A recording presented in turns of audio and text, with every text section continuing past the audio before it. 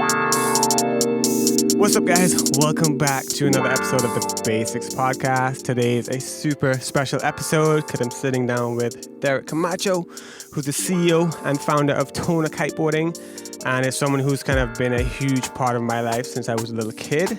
So today we're going to talk a little bit about Tona, a little bit about his history on how, he got into water sports, and how he started a kiteboarding company and all this fun stuff. So, yeah. What's up, Derek? Good to be here, Jake. I'm glad I finally get to do this. Yeah, stoked to kind of have this format laid out so we can just sit down and kind of hash out some of that history that's, been cooking up for years and years. Sounds like a plan. So yeah, usually I like to start off the podcast by just going into your backstory, early on when Derek was a young kid growing up. Kind of what was your life like and how did you get introduced to water sports? Wow, we're going way back now. Born in the Caribbean, so we're always surrounded by water, but I kind of moved around a lot early on. In 1909, I moved to Singapore, again, by the ocean, went to college in Hawaii, so I've always been around the ocean sports. But from a young age, there was something about surfing and surfboards that always captured my eye. Aesthetically, just the shape alone used to please me, and of course, when I was old enough to get into surfing and actually start surfing, I found there was a passion for it that I couldn't quite explain. It wasn't just as an athlete doing the sport, but also I had a curiosity about how things work and how to make surfboards or even water sports. I got into sailing very early too, thanks to my uncle. So I've been around the ocean pretty much all my life, and whenever I was not, I was dreaming of ways to get back to the ocean. I hear you. And where did that first ocean experience happen? Great question. As far as I can remember, my parents would always take me to the beach. So anytime we had time off, holidays, weekends, we were at the beach. It wasn't even a thing we did. It was just part of our life, just showing up at the beach and for any reason at all. But then I think at an early age when I started sailing boats, I started to realize, leaving the shoreline and just experiencing the ocean. And, it's just a different world out there. That really got me hooked, that, there's a life surrounding the ocean. That just intrigued me all the time. Yeah, for sure, man. That's super cool. And you say you moved around a lot. Where did you spend most of your time, doing water sports? And was it just everywhere from moving around, or was it certain sections that really hooked the hook deep?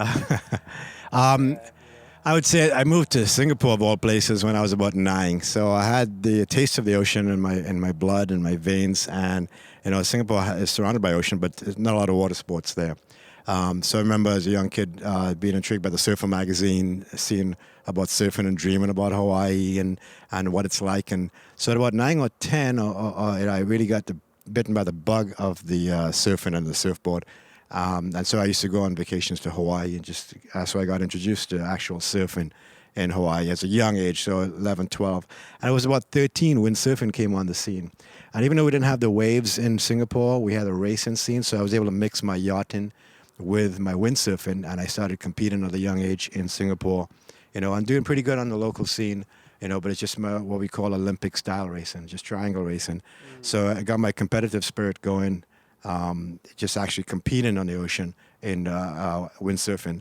And then from there, of course, every time I looked at a windsurf board, I said, maybe I could make it perform a little better, do a little better. And I started experimenting with making boards back then. Yeah, that's kind of what I want to talk about a little bit too, because where did that wanting to experiment and wanting to shape, wanting to improve gear, where did that come from? Was that something that you just always kind of had in you? Because not everyone rides a board and thinks ooh, I can shape a better board or make this better. People may think I can get a better board, but not everyone's going to be I can make my own better version of what I'm already riding. So where did that come from? Well, that's a great question. I thought everybody was that way until I realized people were not. Yeah. I thought everybody thought they could make something better. Maybe I was just being pompous and full of myself, thinking I can make anything better. But I do it now. I make guitars because I figure I can make a better guitar I can buy. I do it with my motorcycles, my surfboards. I learned later on in life that I always had it in me. I didn't know it was an asset. I thought first of all, everybody thought that way. I always have the ability to look at things and try to figure out how it works. And then back then, my stupidity, thinking I can actually make it better. So there I was in Singapore now, which wasn't a surfing community, thinking I can make a better surfboard or a windsurfer.